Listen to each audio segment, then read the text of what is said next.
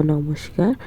আরেকটি নতুন রেসিপি নিয়ে আপনাদের সামনে হাজির হয়েছি। আজকে দেখাবো ভুনা খিচুড়ির এক অন্যরকম রেসিপি। তো চলুন রেসিপিটা শুরু করা যাক। এজন্য প্রথমেই আমি এখানে নিয়ে নিয়েছি প্রেসার কুকার। প্রেসার কুকারে আমি একবারেই শুকনো লঙ্কা, পেঁয়াজ ভেজে নিয়েছি। পেঁয়াজটা ভাজা হয়ে গেলে দিয়ে দিচ্ছি বেটে রাখা মশলা। মশলার ভেতর আছে রসুন বাটা, আছে আদা বাটা, এরপরে আছে জিরা।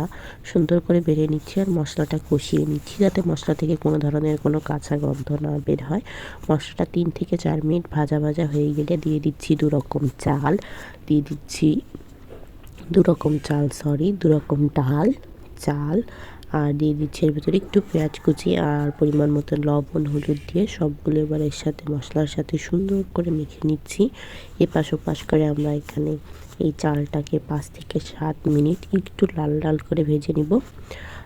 তাহলে কী হবে, খিচুড়িটা ঝরঝরে হবে। এখানে আমার মনে হয় চালটা যত সুন্দর করে ভাজা হয় খিচুড়িটা তত ঝরঝরে হয়। আর যেহেতু ভুনা খিচুড়ি রান্না হচ্ছে, তো অবশ্যই কিন্তু একটু ঝরঝরে না হলে ভালো লাগবে না।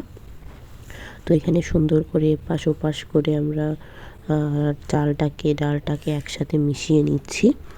তো এভাবে আমরা আস্তে আস্তে মিশিয়ে নিচ্ছি। এ পর্যায়ে আমরা দিয়ে দিচ্ছি কয়েকটা কাঁচা লঙ্কা, এরপরে দিয়ে দিব একটু পরিমাণ মতো জল। এটা আপনাদের চাল অনুযায়ী দিতে হবে। এরপরে আবার সুন্দর করে মিশিয়ে নিব। এবার আমরা দিয়ে দিব প্রেসার কুকারের যে ঢাকনাটা দিয়ে আমরা 2টা সিজ দিয়ে নিয়েছি, বা 2টা 3টা যেটাই হোক দিয়ে নিয়েছি। তো এই তো রেডি হয়ে গেল আমাদের খিচুড়ি। অবশ্যই একবার ট্রাই করবেন আর আমাদের অবশ্যই কমেন্টে জানাবেন। ধন্যবাদ সবাইকে।